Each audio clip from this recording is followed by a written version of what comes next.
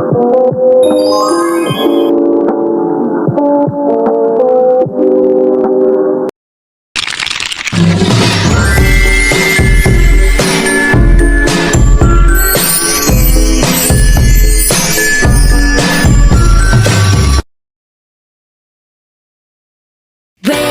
a cup up for all my day ones. Two middle fingers for the haters. Life's only getting greater. Straight up from nothing we go. Higher than the highest skyscraper. No little league we major. The proof is in the paper. We put the good in the good in the good life. We put the good in the good in the good.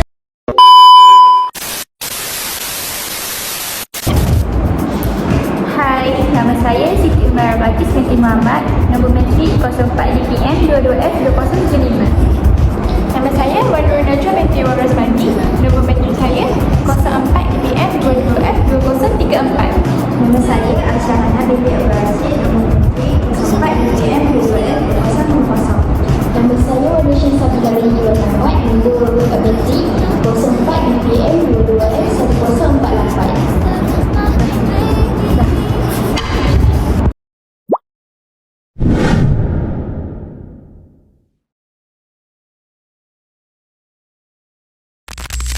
Assalamualaikum dan selamat sejahtera kepada semua pendengar. Selamat datang ke podcast Menghadap Peduli, di mana kami berbincang tentang isu-isu dalam masyarakat. Saya Najwa Dan saya Hana. Terima kasih kerana meluangkan masa bersama kami. Saya Syahsabila. Dalam episod kali ini kita akan membincangkan tentang proses interculture bagi membantu untuk menangani masalah bullying, terutamanya pada perbezaan tentang budaya. Nama saya Siti Umar Bakis. Topik ini sangat relevan, terutama dalam masyarakat Malaysia yang berbilang kaum. Jadi, mari kita mula.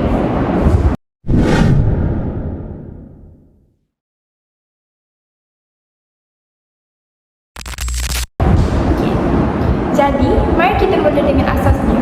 Apa sebenarnya maksud proses interculture ni? Sebenarnya, proses interculture adalah tentang memahami dan menerima budaya yang berbeza daripada budaya lain. Dalam konteks studi, stereotip atau tanggapan negatif menjadi punca berlakunya bully berlaku. Betul, sebagai contoh, mungkin dalam kalangan pelajar kita dibuli kerana cara logat mereka bercakap, pemakaian atau adat yang berbeza. Bila kita tak faham adat dan budaya mereka, kita sering membuat andaian dan tanggapan yang salah tentang mereka. Sebab itu pentingnya pendidikan interculture. Bila kita faham budaya orang lain, kita akan jadi lebih terbuka. Jadi, kita boleh elak stereotip yang membawa kepada bullying. Sangat setuju. Pendidikan interculture ni sebenarnya mengajar kita untuk melihat keunikan setiap individu, bukan sesuatu yang pelik atau yang berbeza sahaja.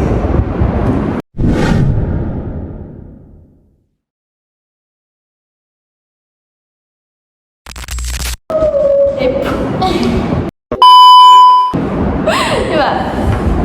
Seterusnya, mari kita bincang tentang empati. Apa kaitannya dengan proses interculture? Empati sangat penting untuk memahami perasaan orang lain. Bila kita ada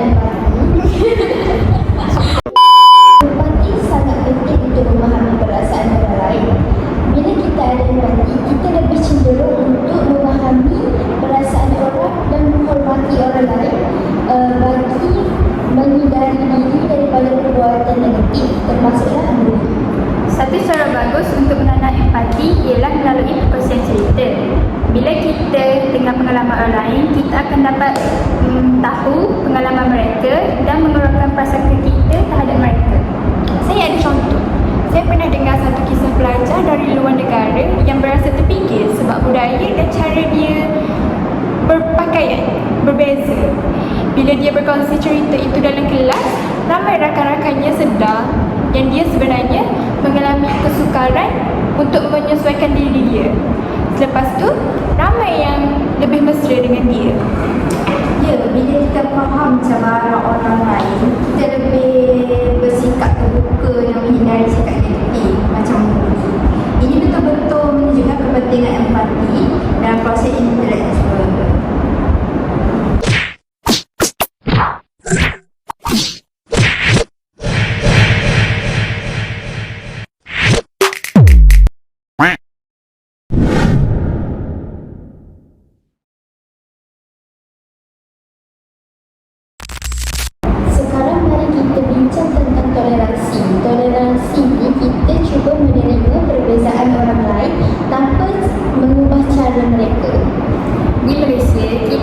pelbagai budaya dan agama. Contohnya sambutan Hari Raya, sambutan Tahun Baru Cina dan Hari Raya Deepawali. Bila kita sambut perayaan pelbagai kaum, kita akan dapat belajar tentang budaya mereka dan ini mengajar kita untuk bertoleransi.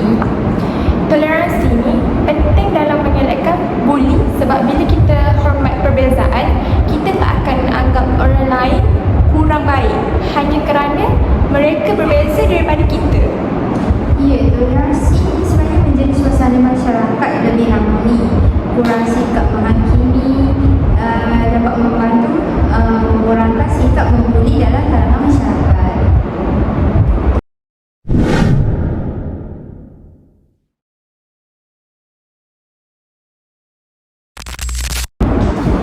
Seterusnya, mari kita bincang tentang integrasi.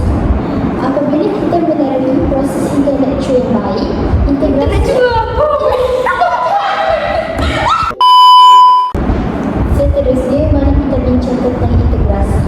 Apabila kita melalui proses interculture yang baik, integrasi akan berlaku. Kita akan mula hidup dengan saling menerima dan menghargai. Dalam konteks bully, ini penting sebab rasa integrasi bantu kita menghapuskan rasa tersaing antara satu sama lain. Bila kita rasa diterima, kita tidak rasa tertekan atau takut untuk dibuli. Betul tu. Proses interculture juga mengajar kita cara untuk menyelesaikan konflik. Contohnya, jika ada perselisihan budaya, kita diajar untuk menyelesaikannya dengan cara yang damai dan saling memahami. Dalam kes bully, pendekatan ini boleh sangat membantu. Jika kita tahu cara selesai konflik tanpa kekerasan, kita kurang cenderung untuk membuli dan menghingga perasaan pada orang lain.